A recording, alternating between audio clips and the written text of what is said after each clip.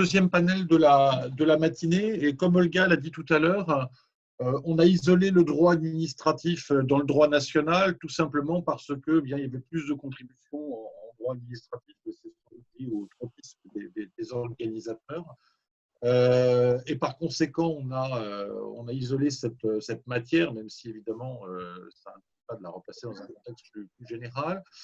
Et alors, je voudrais comme l'avait fait Romain Tinière hier, débuter la discussion en demandant à chacun des intervenants au fur et à mesure si depuis qu'ils ont publié leur contribution vidéo, il s'est passé des choses qui soit confirment, soit fait évoluer leur manière de voir, puisque j'allais dire, dans pratiquement chacun des domaines qui sont traités par les intervenants, on a vu quand même des choses se passer depuis jeudi, vendredi dernier, date à laquelle les interventions ont été postées.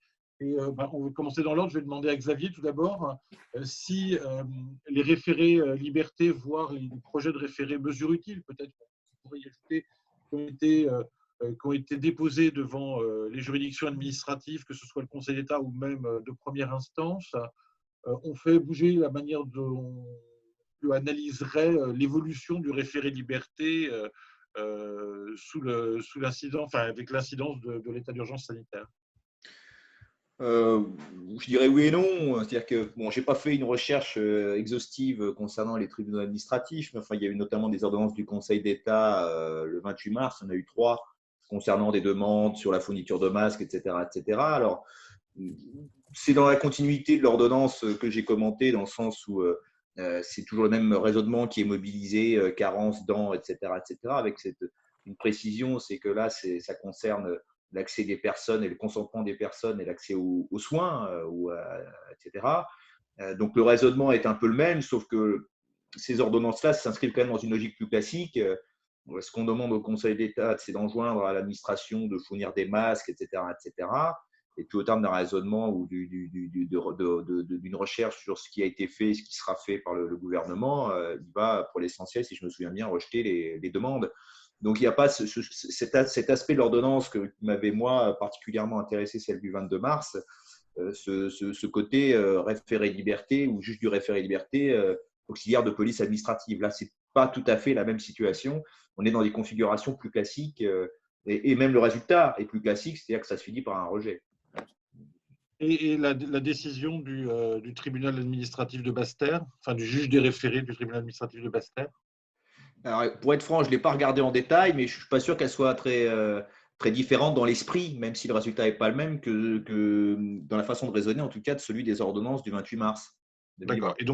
Et donc, finalement, ça te conduit à quoi? À dire que l'ordonnance que tu as analysée, c'est un peu un cas particulier et que finalement, il y a ensuite une espèce de retour à la normale ou que malgré tout, ça… Moi, je serais tenté de dire, enfin, c'est ce que je disais un peu dans mon commentaire, c'est-à-dire que c'est une ordonnance qui s'inscrit dans la continuité d'une jurisprudence connue, mais qui effectivement est atypique de par le type de mesure que prescrit le juge du référé. Circonstances exceptionnelles, décision exceptionnelle, c'est encore un peu tôt pour en juger. En tout cas, la suite n'a pas confirmé pour l'heure cette tendance-là, mais parce que le juge n'a pas forcément été en situation de confirmer cette tendance. Donc, je crois que c'est un peu tôt pour dire ordonnance purement circonstancielle ou ordonnance peut-être vraiment notable. C'est ce que permet l'urgence, entre guillemets, y compris pour la doctrine, c'est de focaliser parfois sur peut-être des décisions qui ne mériteront pas la postérité à un moment ou à un autre. Merci Xavier. Alors, Monsieur Hannequin, sur la numérisation et les services publics, par rapport à votre intervention, vous voyez des choses évoluer également parce qu'on voit des initiatives se mettre en place, on voit des réflexions se mener. Est-ce que les choses ont bougé pour vous depuis la semaine dernière? Bonjour à tous. Effectivement, en tout cas, pour ce qui est de la question de l'égalité des usagers, notamment pour le service public de l'enseignement, c'est plus des confirmations. Par exemple, il y a un article de ce matin que je viens de voir de Jean-Michel Blanquer, donc le ministre de l'Éducation nationale, qui dit que nous avons perdu de 5 à 8% des étudiants, des élèves, ce qui me paraît assez grave d'un point de vue justement du respect du principe d'égalité. Euh, et pour ce qui est du solutionnisme numérique, on pourrait dire, effectivement, en tout cas pour ce qui est pour du service public de l'éducation, encore une fois, on ne fait que appeler cette utilisation accrue du numérique pour justement pallier justement ce cours à distance et ce confinement. Par exemple, justement, il y a une sorte de mise en place de tablettes qui pourraient être distribuées par les collectivités territoriales. Moi, je n'y crois pas trop. Et apparemment, un accord aura été trouvé avec La Poste pour que les enseignants qui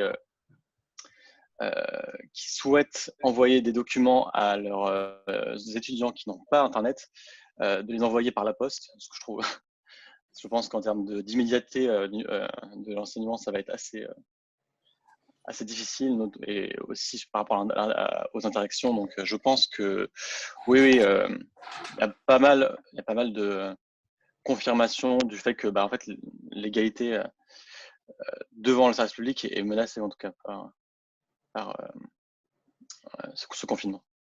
D'accord. Puisque vous évoquez les collectivités locales, ça me donne l'occasion de me tourner vers Nicolas Cada. Bonjour. Bonjour. Donc, vous avez bien montré dans votre contribution que, au fond, ce qui se passe, ça se joue au niveau de l'État, mais qu'ensuite, il y a évidemment le rôle de concrétisation qui est mené par un certain nombre de collectivités. Et vous évoquez notamment le rôle de la commune, alors et du maire et de la commune, et puis des agents de police municipale, etc., puis des services publics évidemment essentiels des collectivités. Là encore, peut-être sur le plan de l'actualité, entre le début de la crise et maintenant, vous avez le sentiment qu'il y a une évolution, non pas des rapports de force, ça serait un peu excessif de dire ça, mais une évolution des rapports entre le pouvoir central et le pouvoir local dans la gestion de la crise. Une évolution, je ne sais pas, il y a une confirmation en fait de ce qui se jouait et ce qui pouvait se vérifier depuis quelques années, c'est-à-dire que l'État se repose beaucoup sur les collectivités, il se cantonne souvent à un rôle de réglementation ou de poser des règles ou des objectifs en matière de politique publique. Il se repose largement sur les collectivités pour les mettre en œuvre. Et dans cette période de crise, on le voit bien, c'est clairement aux collectivités, vous l'avez dit, clairement aux communes qui ressortent comme la collectivité la plus à même de réagir dans ce cas. C'est clairement aux communes de monter en première ligne et de prendre en charge les premiers besoins. C'est vrai pour tout ce qui a été évoqué en matière de service public, y compris sur l'enseignement, finalement, où on demande aux communes de rouvrir des écoles pour accueillir les enfants des soignants, par exemple, ou des agents mobilisés dans la lutte justement contre le virus. Donc, la commune, on le pressentait un peu parce qu'elle avait été réhabilitée pour des visées purement électorales, à mon avis, depuis quelques mois. Le gouvernement cherchant à avoir un relais au niveau de l'association des maires de France et la commune revient là en force comme le niveau pertinent pour réagir. D'autant plus que le niveau intercommunal est pour le coup doublement handicapé. Il est handicapé de par ses compétences. Tout d'abord, il y a des compétences qui sont plutôt stratégiques, donc qui ne sont pas des compétences pour réagir à une crise. Et le niveau intercommunal est handicapé aussi parce qu'il est immobilisé sur le plan politique, là, du fait des élections municipales qui sont finalement C'est bien passé pour le savoir. Les deux tours. Comment, Serge? C'est bien passé pour le savoir. Oui. Quand même, alors effectivement, je dirais que dans cette période de crise, il y a à la fois le rôle des communes pour appuyer à l'échelon local les mesures nationales, hein, on le voit bien avec les arrêtés, etc. Donc, dans une logique, on va dire, de police municipale principalement, même si effectivement il y a des services publics du type effectivement les écoles, etc., qui sont amenés à jouer un rôle pour les personnels soignants. Mais il y a des services publics dont on parle assez peu, qui sont malgré tout assez fréquemment intercommunaux. Désormais, la gestion de l'eau potable, le ramassage et le traitement des ordures ménagères, des choses comme ça. Pour le coup, ça se fait à bas bruit. On a l'impression que la continuité du service public, c'est une forme d'évidence. Est-ce que sur le terrain ou est-ce que, je sais pas, dans les dans les discussions que les acteurs des collectivités locales peuvent avoir.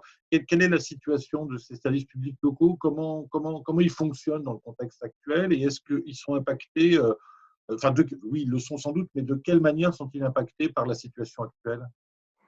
Ce qu'on constate, c'est qu'en fait, globalement, ils continuent de fonctionner parfaitement, ou quasiment parfaitement. Il y a une adaptation des fréquences, par exemple, sur le ramassage des ordures ménagères. Comme il y a moins de déchets, il y a moins besoin de tourner de véhicules, etc. Donc, ils adaptent le service, mais ils adaptent le service à la demande qui est en baisse ou qui évolue.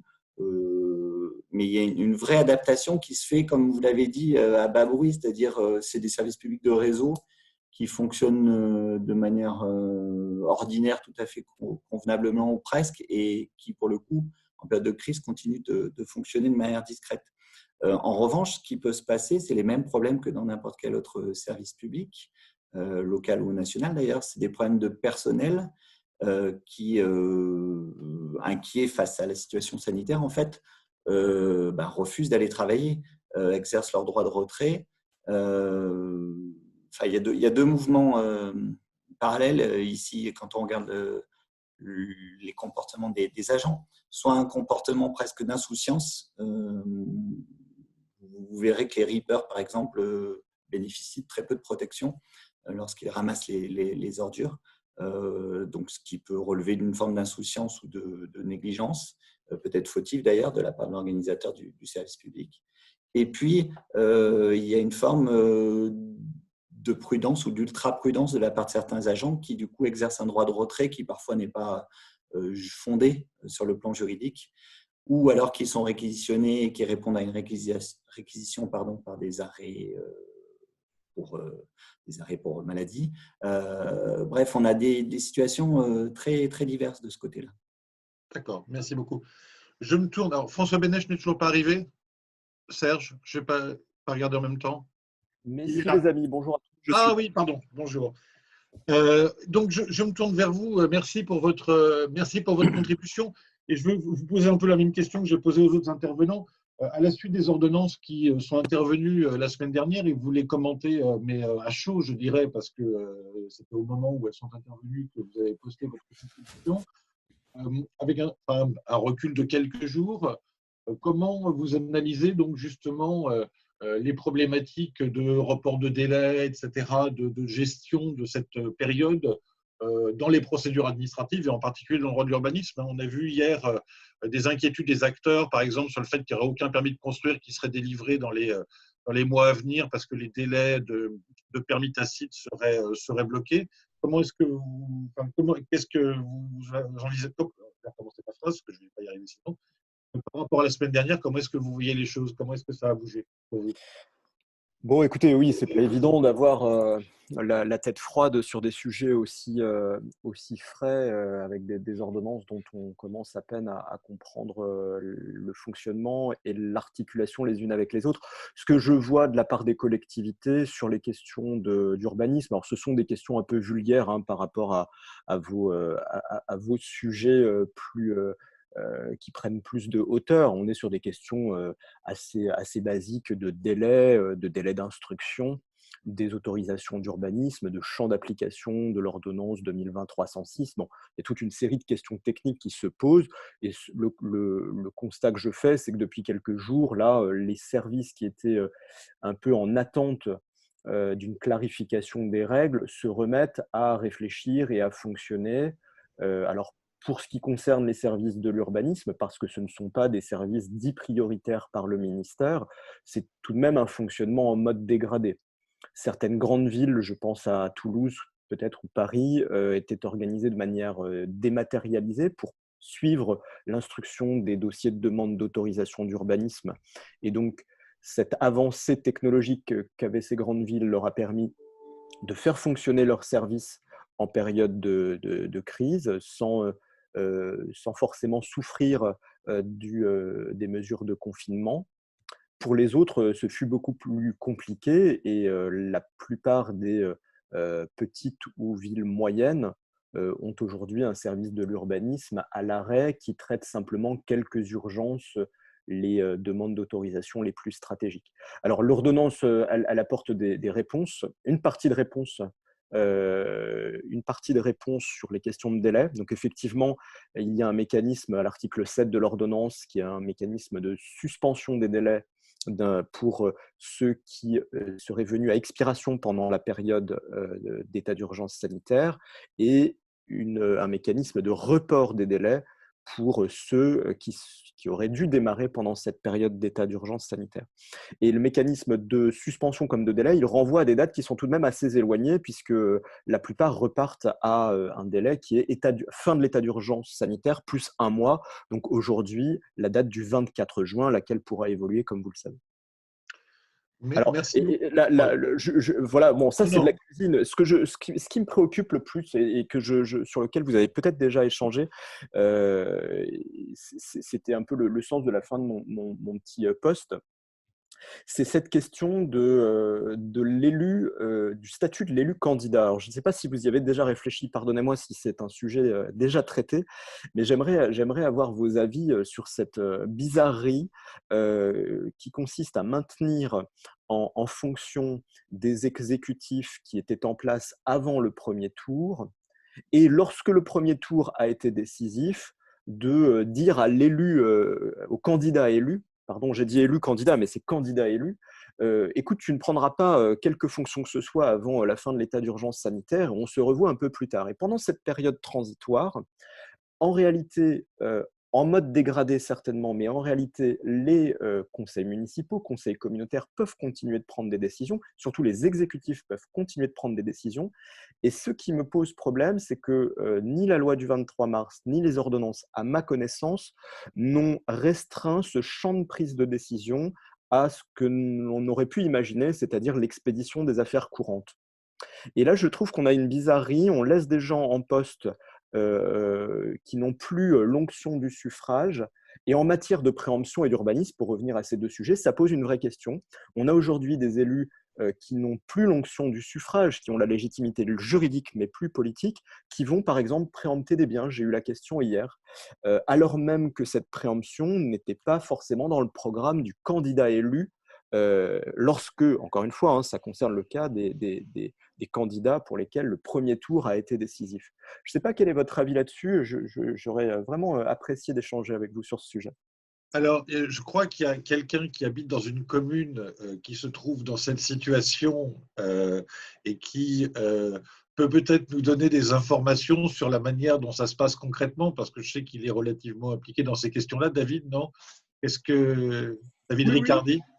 Oui, effectivement, c'est des sujets qui nous parlent parce qu'on a été élu au premier tour et donc on est effectivement en attente de deux points. En plus de ce que vous venez d'évoquer, on craint effectivement, enfin ça va dans le même sens d'ailleurs, mais on craint une espèce de politique de la terre brûlée du maire sortant. Et on se sent bien démuni. Alors il y a quand même quelque chose dans la loi, ça a été un amendement justement qui a été fait pour l'occasion, l'initiative de notre tête de liste, qui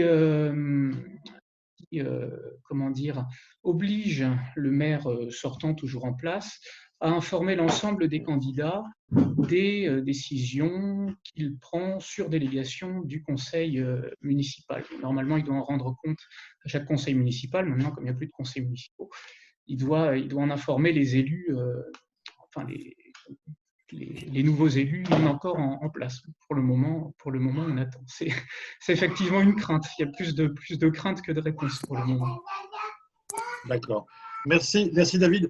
Alors, je poursuis mon tour de table.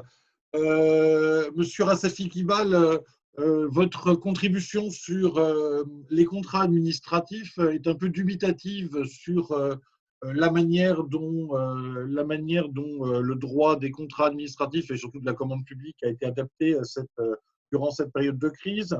On a vu par ailleurs hier dans Le Monde la tribune de Laurence Folliot qui montre qu'il y a ces tensions internationales autour des achats stratégiques de médicaments, de produits médicaux, etc., et qui qui inverse la logique, je dirais, acheteur-producteur en mettant les acheteurs sous pression. Là encore, peut-être d'un point de vue un peu d'actualité, par rapport à la semaine dernière, est-ce que vous persistez dans votre analyse? Est-ce que vous vous sentez conforté par ce qui se passe ou est-ce que vous avez envie d'apporter des nuances? Alors oui, merci beaucoup. Moi, j'aurais simplement trois commentaires à faire. Peut-être je vais rebondir tout de suite sur les interventions qui ont été faites. Juste un petit témoignage, puisqu'il se trouve que j'habite pour ma part au Luxembourg et que nous ne vivons pas du tout la même situation que celle qui peut exister en France, malgré ce qu'on pourrait croire, et notamment sur la question des libertés de circulation qui sont beaucoup moins profondément atteintes et de façon beaucoup moins, j'allais dire presque hystérique. Hein. On a beaucoup plus de facilité. En revanche, il y a un certain nombre d'actes. Alors, on est en situation d'état de crise, qui est une situation prévue par la Constitution qui se rapproche un petit peu de l'article 16 de la Constitution française, mais pas tout à fait. Et sur ce fondement, un certain nombre de règlements grand-ducaux qui dérogent à la loi ont été adoptés, notamment en matière d'urbanisme, puisque je rebondissais par rapport à ça, également sur la suspension des délais, sur la suspension de la péremption des autorisations d'urbanisme, de construire, etc., et la suspension des délais des plans d'adoption, des plans d'administration générale. Alors, pour revenir sur mon intervention sur un sujet également un peu vulgaire, hein, les contrats administratifs, il n'y a pas de, on ne saisit pas immédiatement l'intérêt vital des contrats administratifs. Néanmoins, ça rejoint aussi la problématique de la gestion des collectivités territoriales qui, malgré tout, doivent continuer à assumer un certain nombre de services publics tels que le ramassage des déchets, parce que c'est l'exemple qui a été pris, et le cas échéant par le biais de contrats, de concessions ou de marchés publics. J'avais été, je crois, un peu dur à la lecture de l'ordonnance à chaud. J'ai pris quelques jours. J'ai regardé également ce qu'a publié la DAGE par après, c'est-à-dire hier, les questions-réponses, un commentaire également de cette ordonnance. Et je crois qu'une analyse plus posée me conduit à dire que j'ai été en deçà de la réalité. C'est-à-dire que cette ordonnance s'articule en réalité très, très mal. Très, très mal. En fait, il n'y a pas de réflexion sur l'articulation des dispositions de cette ordonnance avec le droit commun, avec le droit du Code de la commande publique. Il n'y a aucune réflexion par rapport aux dérogations qu'elle autorise aux directives en matière de marché public et de concession qui elles-mêmes ne prévoient de toute façon pas de dérogation possible. Et donc là, il y a, je crois, une vraie problématique d'articulation entre les droits nationaux d'état de crise et le droit de l'Union européenne.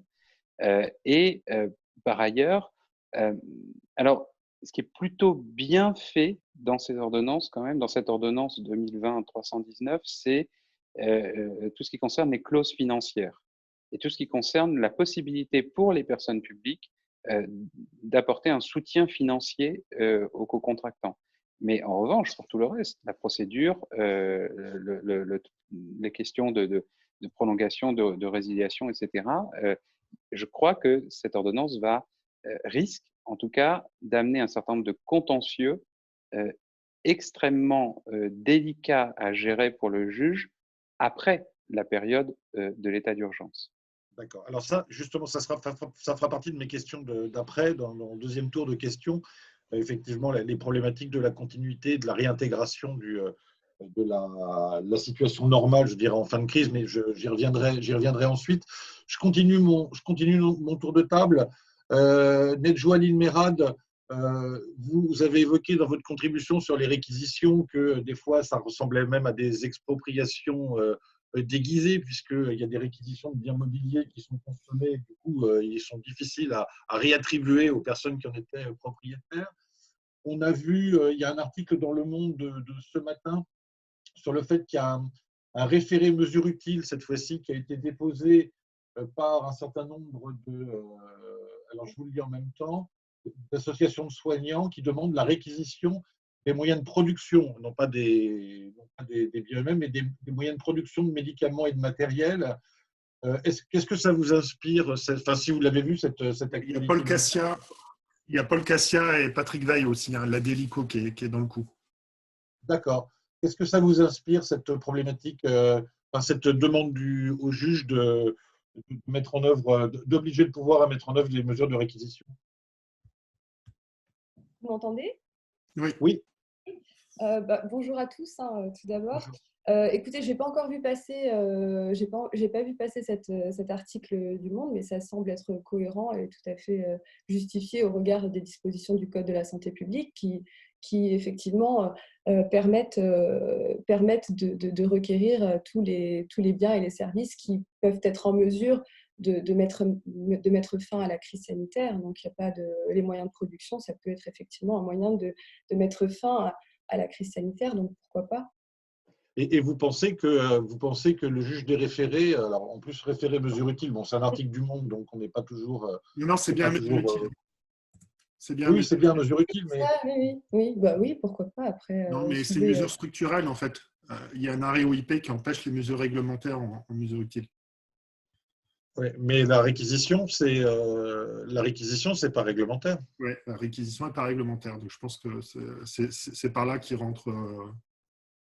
Enfin, que le référé se repose.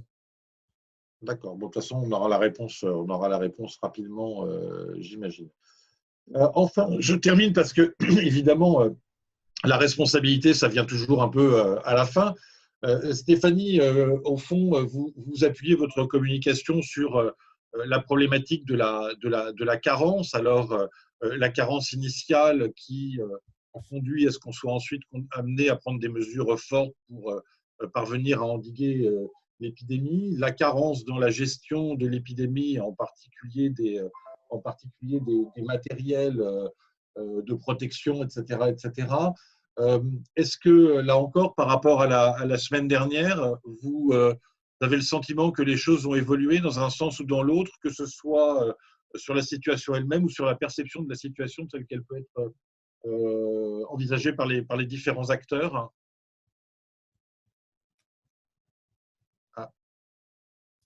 Pas Stéphanie. Stéphanie, elle n'a peut-être pas son micro allumé. Oh. Ah voilà. Il n'y a pas de micro. C'est bon? Oui, c'est bon, oui. Pardon, faux départ. Oui, effectivement, je trouve que la situation a évolué. Elle évolue sur tous les terrains. Sur les questions de responsabilité, je crois qu'elle a évolué d'abord parce que le nombre de recours a continué de croître, ou sinon, en tout cas, de se renforcer, puisque, par exemple, vous aurez vu les uns et les autres que la plainte qui avait été initialement déposée devant la Cour de justice de la République par 3 médecins a désormais fait l'objet d'une campagne de pétition, etc. Donc, voilà, on a un renforcement de la mobilisation sociale et judiciaire pour la mise en cause de la responsabilité, là, en l'occurrence, des ministres du gouvernement. D'un autre côté, on a un durcissement aussi du discours gouvernemental. Il ne vous aura pas échappé que le Premier ministre a annoncé qu'il ne laisserait personne dire qu'il y a eu du retard dans les mesures prises. Alors, c'est voilà, une sorte de tension dans le discours gouvernemental que je pressentais. Enfin, je ne pouvais pas évidemment deviner que Édouard Philippe l'exprimerait de manière aussi claire, mais que je pressentais lorsque j'ai enregistré la vidéo, puisque je soulignais quand même que parmi les libertés qui nous restent lorsque nous sommes confirmés, il y a bien sûr la liberté de faire des colloques virtuels, mais il y a aussi la liberté de penser, la liberté d'expression. Et voilà, je trouve que c'est assez intéressant que le discours gouvernemental soit aussi dur sur ce point.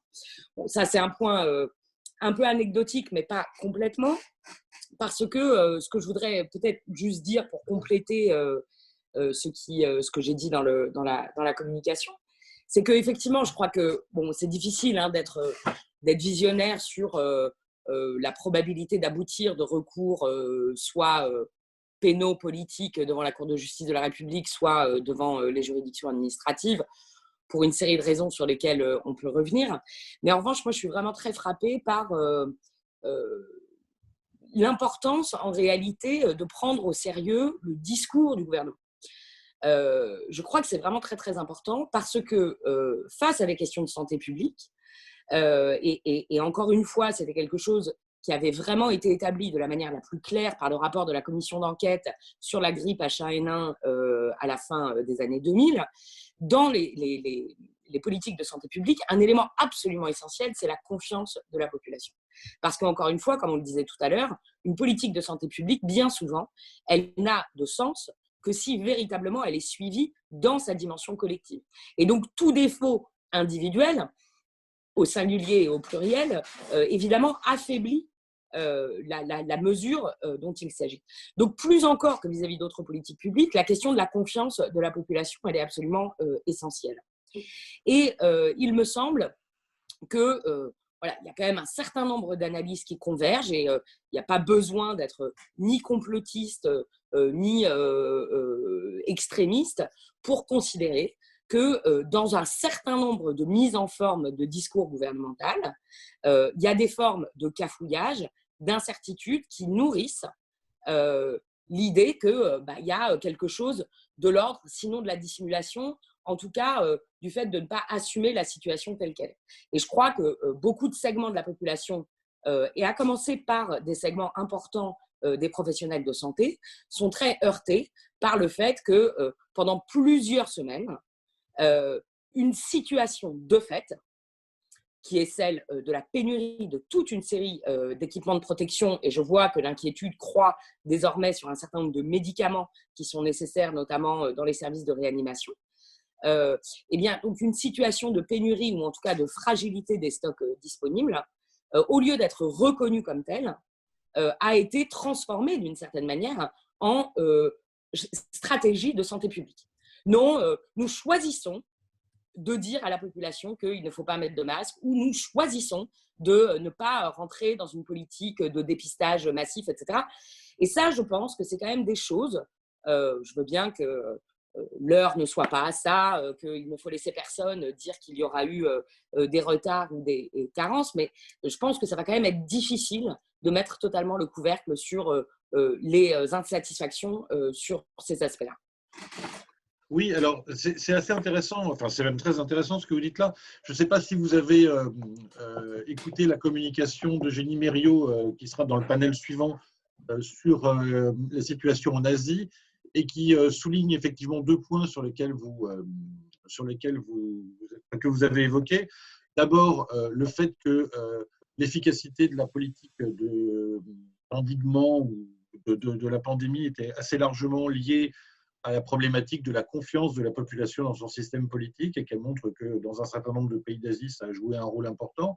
Et elle montre qu'également en Corée, en fait, c'est probablement l'impeachment de la précédente présidente pour des raisons alors, qui étaient à la fois liées à de la corruption, mais aussi à un scandale de sécurité publique avec un ferry qui avait coulé, les secours qui n'étaient pas arrivés assez vite.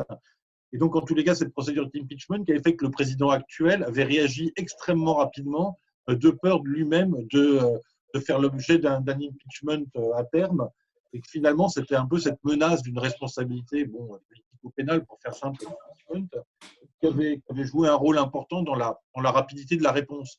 Et finalement, ça me conduit à une observation, c'est que ce qui différencie, enfin, une des choses qui différencie cette crise sanitaire de crise sanitaire qu'on a pu connaître précédemment, c'est l'immédiateté avec laquelle se posent ces questions de responsabilité. Alors certes, dans le passé, on a pu dire oui, les responsables paieront, ou il se passera des choses, etc. Mais ça s'est passé longtemps après, voire ça ne s'est pas passé du tout. Ici, on a le sentiment que le gouvernement navigue effectivement sous la menace et la contrainte de la responsabilité, et que l'adaptation du discours, il est effectivement largement le fait de, en quelque sorte, se prémunir ou, je ne sais pas comment il faudrait le dire, contre ce risque de mise en cause de responsabilité.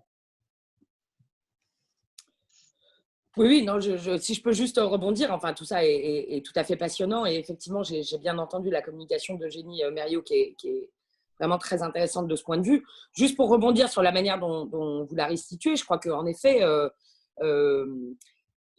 l'héritage, enfin la séquence politique longue et moyenne dans laquelle on se trouve est tout à fait différente de ce que décrit Eugénie Mériot.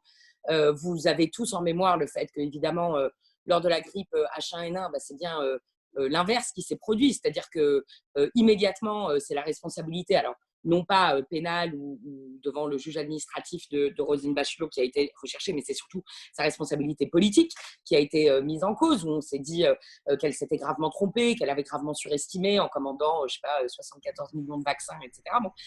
Alors, peut-être que ça a un impact aussi ici, c'est-à-dire que d'une certaine manière, initialement, peut-être que le pouvoir politique français, sa mémoire, son héritage de la gestion d'une crise sanitaire n'est pas d'abord la mise en cause de la responsabilité au sens juridique, mais bon, peut-être un risque d'être accusé d'en faire trop. Donc voilà, ça peut peut-être expliquer en partie quelque chose qui apparaîtra peut-être comme des retards à l'allumage.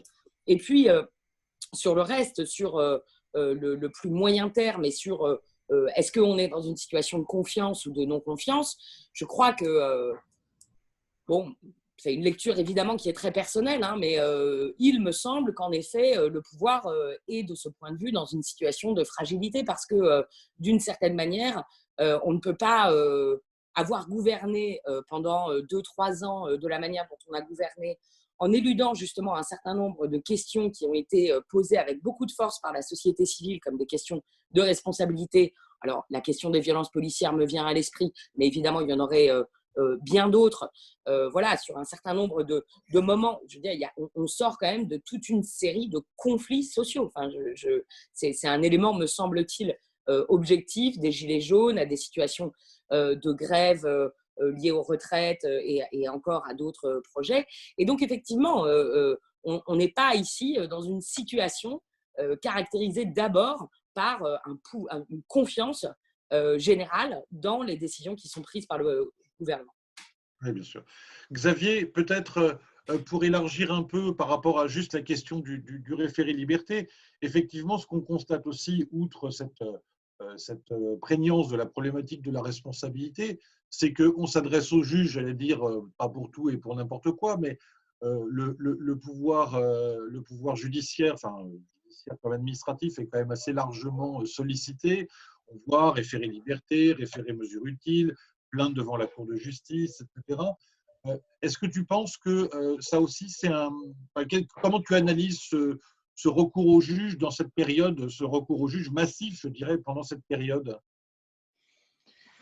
Il y a plusieurs façons, enfin, il y a plusieurs aspects dans ta question. C'est que moi, j'ai eu l'occasion de travailler sur la question du droit à la sécurité il y a quelques temps. Et ce que j'avais pu constater quand même, c'est que cette exigence de sécurité, de protection en réalité, alors de la santé, de l'intégrité physique, etc., elle s'est longtemps traduite en droit par la mise en place de mécanismes qui permettent d'intervenir a posteriori, et je pense surtout à la responsabilité, et que la modernité se caractérise par la mise en place de dispositifs de nature préventive.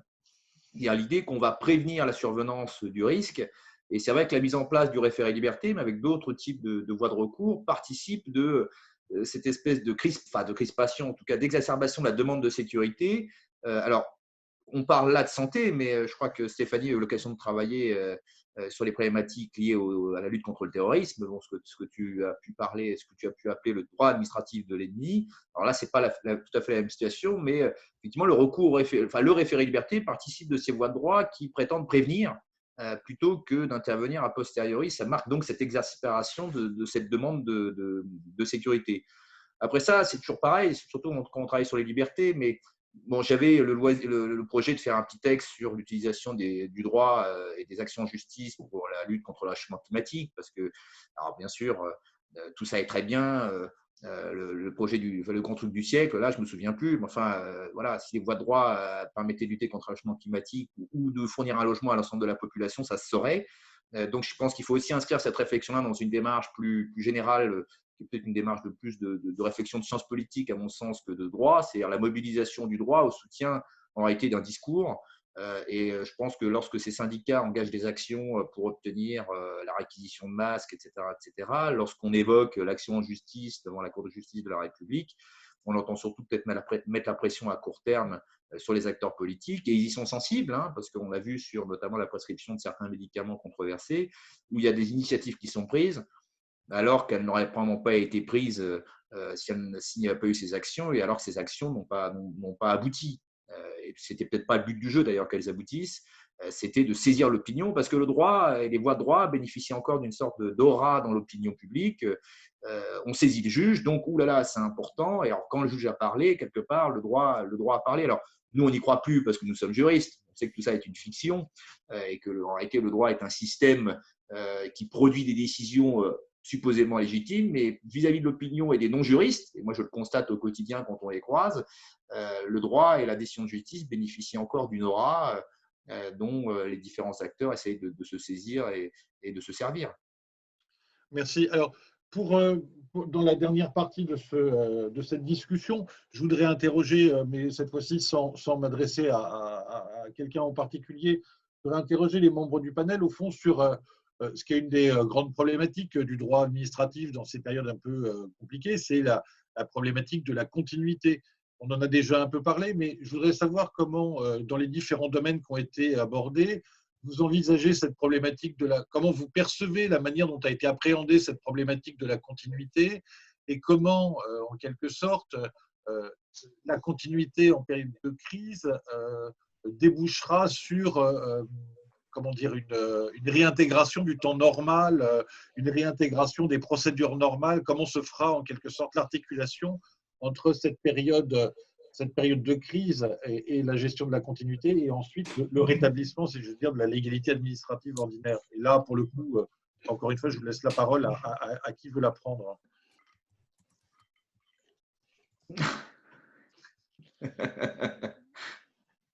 C'est où le théâtre Guadeloupe déjà? C'est quelle ville, Romain, Xavier?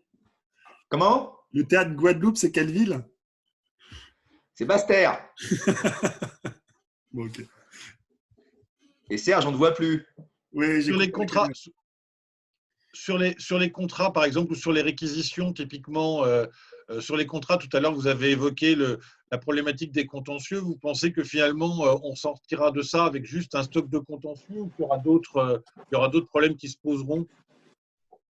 C'est difficile, évidemment, à anticiper. Le seul commentaire un peu sûr qu'on peut faire, c'est que là, on perçoit parfaitement qu'il s'agit de mesures d'urgence et qui probablement nécessiteront l'adoption d'autres actes afin d'avoir une transition. C'est-à-dire que pour le moment, et je pense que c'est un peu le cas pour cette réaction d'urgence des ordonnances sont des mesures immédiates, à prendre immédiatement.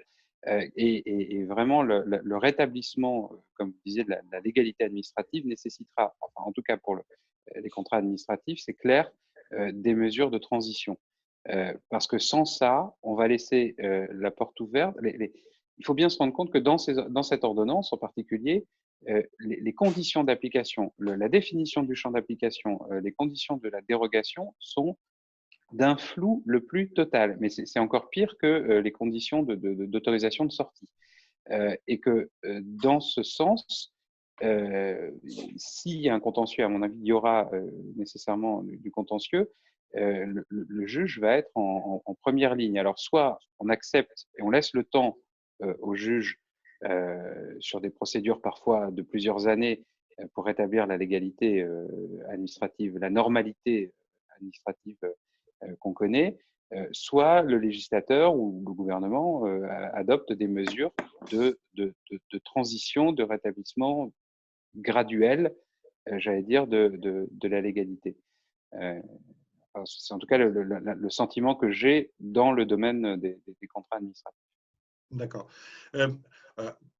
Quand on a créé le régime de l'imprévision avec l'arrêt de 1916 Gaz de Bordeaux, au fond, au-delà de la question juridique, c'était une question de la répartition de l'allocation des ressources. En disant on peut augmenter le prix du gaz et on peut payer une indemnité d'imprévision aux concessionnaires, ça voulait dire que c'est les contribuables et les usagers qui allaient payer, alors que si on avait dit il n'y a pas d'imprévision possible, les concessionnaires auraient fait faillite et c'est les actionnaires qui auraient supporté la charge financière. Est-ce que vous avez le sentiment que dans la période actuelle, on a également défini en quelque sorte déterminé ou en tous les cas anticipé la détermination de la prise en charge des conséquences financières de l'exécution des contrats? Oui, est-ce que vous pensez que ça sera plutôt la collectivité ou est-ce que vous pensez que les acteurs privés supporteront une partie de cette prise en charge? Alors, c'est très incertain parce que l'ordonnance est relativement courte, la crise est polymorphe, elle provoque des conséquences très différentes en fonction des secteurs, en fonction des domaines d'activité et évidemment en fonction des contrats. Donc, avoir une impression globale, c'est très difficile. Mais néanmoins, sur l'imprévision, je constate quand même qu'effectivement, cette théorie jurisprudentielle, on a également l'article L6 du Code de la commande publique qui a repris la théorie de l'imprévision et pour les contrats de concession, l'ordonnance qui la répète encore une fois sous une forme différente. Donc, la juxtaposition de ces différents régimes va à mon avis, poser quelques problèmes. Néanmoins, ce qui motive l'imprévision, et c'est pour ça que je disais tout à l'heure que la question des clauses financières était plutôt bien gérée par cette ordonnance, c'est le fait de conditionner le soutien public à la continuité de l'exécution du contrat. Et ça vaut en particulier là, pour les concessions de services ou de travaux. Et donc, si les collectivités ou la collectivité de façon générique est sollicitée, c'est précisément pour inciter, pour éviter le défaut de l'exécution parce que dans ce contexte-là, il y a l'exécution d'un service public. Ça vaut pour la théorie de l'imprévision jurisprudentielle prétorienne. Ce n'est pas le cas pour le fondement de l'article 6 du Code de la commande publique et ce n'est pas le cas non plus, ce rattachement au service public n'est pas le cas non plus dans le cas de l'ordonnance. Par ailleurs, et pour revenir sur la distinction, la collectivité, les collectivités, je pense que les collectivités apprécieront en particulier le fait qu'elles devront indemniser les co-contractants de contrats résiliés du fait les mesures prises par les autorités compétentes pour gérer la crise. Parce que là, on pourrait aussi retrouver une forme de théorie du fait du prince. Sauf qu'en réalité, les mesures des autorités compétentes sont celles de l'État et la personne publique qu'on met à contribution, potentiellement, peuvent être les collectivités territoriales qui sont les contractantes de ces contrats ou ces bons de commande résiliés. D'accord. Alors, comme il nous reste que quelques minutes, est-ce qu'il y a des gens du panel qui veulent encore réagir sur les questions que j'ai posées ou bien est-ce qu'on laisse quelques minutes de discussion avec la salle virtuelle? Je vois que dans les conversations, il y a des gens qui font des remarques ou qui posent des questions. Peut-être qu'est-ce qu'ils veulent les compléter par oral. Moi, je voudrais juste dire un mot sur le principe de continuité. Je pense qu'on est quand même largement dans un principe qui a montré déjà, qui a fait ses preuves, qui a montré son efficience, mais qui reste de l'ordre du bricolage. Et donc, les collectivités publiques, État comme collectivités territoriales bricolent en l'espèce pour ajuster en permanence leurs actions ou leurs actions aux conditions, aux circonstances. Et de ce fait, je pense qu'il faut voir la continuité comme quelque chose qui produit, diraient les économistes, des externalités positives et négatives. Il va y avoir des externalités négatives, c'est évident, parce que je pense qu'il y a un certain nombre de questions qui restent en suspens, qui vont devoir être réglées après, donc après la sortie du confinement, après la sortie de crise. Et on va avoir, je pense aussi, un afflux de contentieux devant les tribunaux, ça me paraît évident. Et puis, il y a des externalités négatives sur le plan économique, ça c'est sûr. Mais il y a aussi des externalités positives. On parlait tout à l'heure des élus locaux et des équipes municipales en place. Alors, soit nouveaux candidats, candidats nouvellement élus, soit équipes sortantes qui sont restées en place. Je pense qu'elles ont il y a des externalités positives pour elles, puisqu'elles gèrent elles peuvent une crise et qu'on leur sera toujours reconnaître la manière dont elles vont gérer. Qu'elles sortent du débat électoral et contrairement à l'État, je pense que les élus locaux sont moins critiqués ou moins mis en cause dans la gestion de la crise, puisqu'en fait, ils gèrent les effets de la crise. On ne les accuse pas de défaut d'anticipation. D'accord. D'autres remarques ou d'autres questions pour les 5 minutes qui nous restent? Je crois qu'il y avait Arnaud C. Ah, il y a Stéphanie aussi qui a levé la main. Non, mais Arnaud, vas-y. Oui, bonjour. Il a enlevé la cravate. Non, il n'y a plus de cravate aujourd'hui. C'est la déchéance totale. Je suis avec mes enfants ce matin. Non, très rapidement, juste, moi, je pense qu'on aurait pu aussi évoquer, mais ça fera l'objet de discussions dans d'autres cadres, peut-être les questions de détermination du préjudice et du lien de causalité dans ces hypothèses de responsabilité.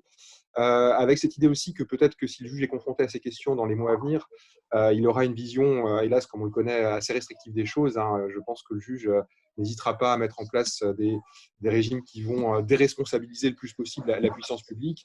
On pense à des régimes de responsabilité sans faute, notamment pour les personnes qui auraient été exposées spécialement à certains risques. Je pense aussi à des mécanismes de présomption de faute sur le modèle de l'arrêt Botella. Stéphanie l'avait évoqué dans sa contribution. Je crains, hélas, que l'application, la mise en œuvre jurisprudentielle de la responsabilité ne conduise à une sorte de déresponsabilisation, évidemment, de l'administration, comme le juge le fait très souvent. Juste un dernier élément sur ce point. On peut aussi s'interroger sur la responsabilité, sur une éventualité d'un préjudice collectif dans cette hypothèse. Je pense à l'avis Hoffman-Gleeman, alors qui est très particulier par rapport à une hypothèse évidemment très particulière, mais je crains que le préjudice qu'on subira dans cette crise soit un préjudice qui sera commun à tout le monde. Et je me demande si le juge n'ira pas sur ce terrain du préjudice collectif, avec cette idée terrible que quand il y a un préjudice collectif, on se souvient de l'avis Hoffman-Gleeman, la réparation n'est que morale, elle n'est pas. Donc voilà, je pense que les questions de responsabilité sont des belles questions et je remercie Stéphanie pour sa belle intervention sur ce point-là. Puisque Stéphanie voulait prendre la parole, je crois qu'elle peut le faire en plus en répondant à Arnaud. Oui, sans répondre, au contraire, je crois que c'est des pistes très intéressantes qu'il soulève. Je suis tout à fait d'accord avec le risque, entre guillemets, enfin, de la déresponsabilisation ou des modes de raisonnement auxquels pourrait recourir le juge administratif qui vont viser effectivement à éviter la qualification de faute. La question du préjudice collectif, très intéressante. J'avoue que moi, je n'y ai pas réfléchi. Donc, voilà, merci pour ces pistes. Moi, en fait, j'avais juste une question. Je voulais poser une question à tous les éminents collègues qui sont réunis, parce que sur cette question du lien entre le choix d'un discours pour des pouvoirs publics pour gérer cette situation et les différents régimes juridiques qui peuvent y être associés. Moi, j'aurais bien aimé, alors j'oublie le nom de la personne qui a travaillé sur les réquisitions, mais peut-être qu'il y a d'autres collègues qui pourraient intervenir. Je suis très intéressée par le fait que, par exemple, l'hypothèse de la réquisition des moyens de production, c'est quelque chose qui renvoie évidemment au registre de la guerre, de la situation de guerre, de l'économie de guerre. On parle d'économie de guerre typiquement pour caractériser les situations dans lesquelles les pouvoirs publics dans différents pays choisissent de mettre l'ensemble de l'appareil productif au service de l'effort de guerre. Et voilà, je sais que Véronique a largement traité de cette question, Véronique Champagne-Desplat dans son intervention. La rhétorique de la guerre, on l'a tous constaté, elle est très présente, notamment dans le discours présidentiel. Et donc voilà, je m'interroge sur des conseils qui pourraient être donnés par les différents collègues sur des cas où précisément il y a eu un usage massif en lien avec une situation de guerre classique, si je puis dire. Je ne suis pas absolument sûre qu'on soit en guerre aujourd'hui, mais est-ce qu'il y a eu des épisodes dans lesquels il y a eu un recours massif à la réquisition, notamment des moyens de production et autres, dans des situations de guerre? Enfin, est-ce que ça vaut le coup de creuser un peu cette piste pour voir s'il y a véritablement un lien entre les deux ou si c'est vraiment juste de l'ordre de la coïncidence sémantique? Nedjoali Merad, peut-être? Norbert? Nedjoali est encore là?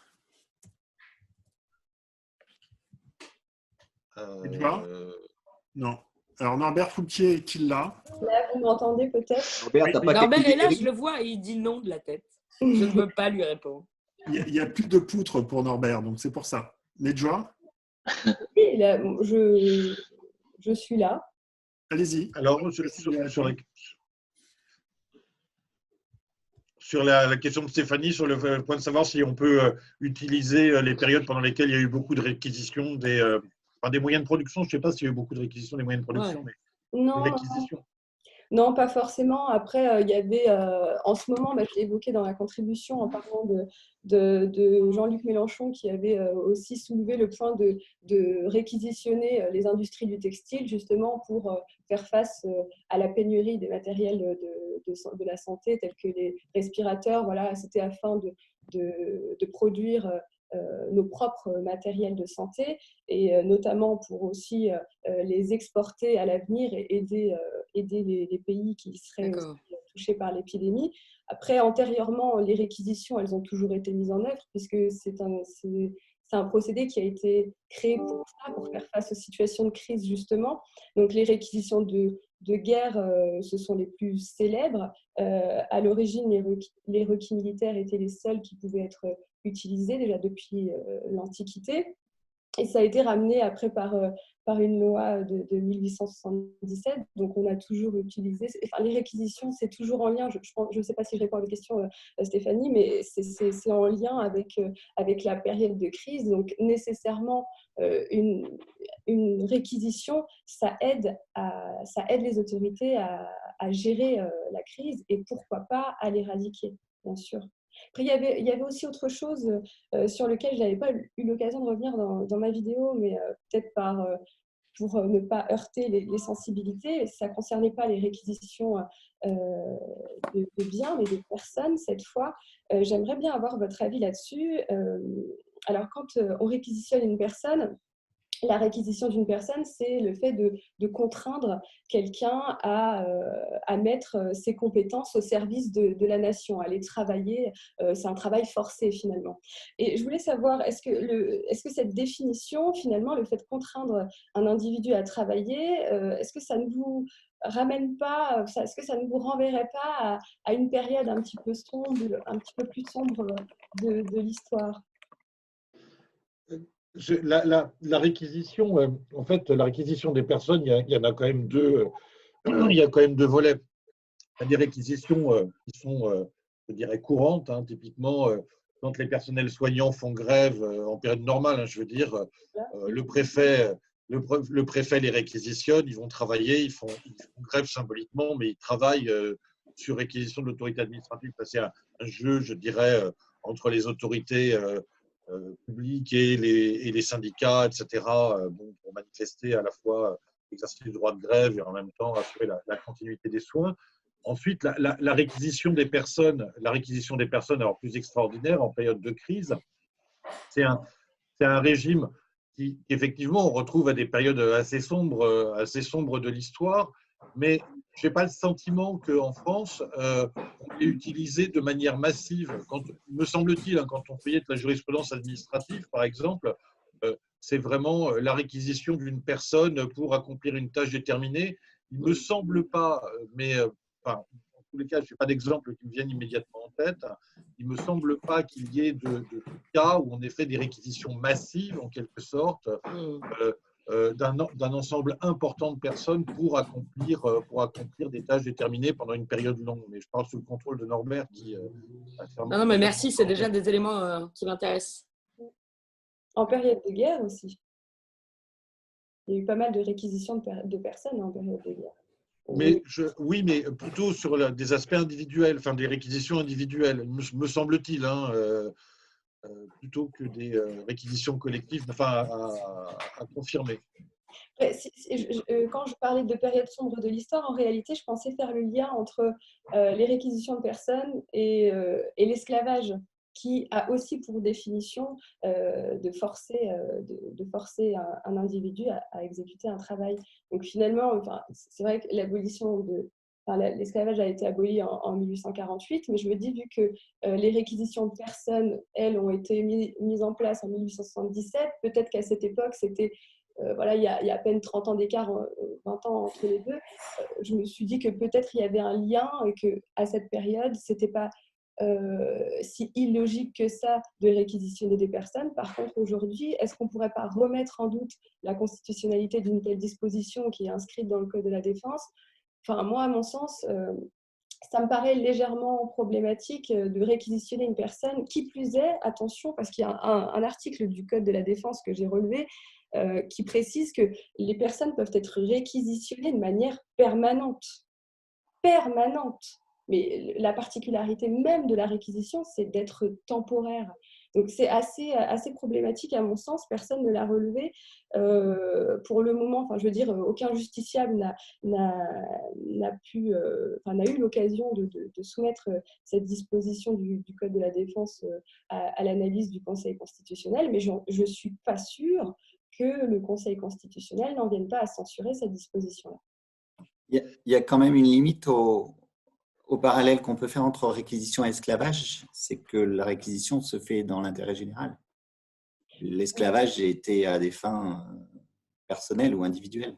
Effectivement. Et puis, on pourrait aussi parler d'une autre différence, qui est que, effectivement, l'esclave qui refuse de travailler va peut-être subir un châtiment d'ordre corporel, fouetté, lapidé, alors qu'un réquisitionné qui refuse de répondre à un ordre de réquisition, lui, risque seulement une condamnation en prison et une amende. Je pense au personnel de santé qui peuvent être punis d'une contravention de 4 000 €, ce qui n'est pas négligeable. Peut-être Pardon, juste parce qu'il est 12h06, je ne voudrais pas qu'on prenne trop de retard sur le panel suivant. Donc, si vous voulez juste peut-être un mot de conclure, mais d'un mot pour qu'on puisse poursuivre.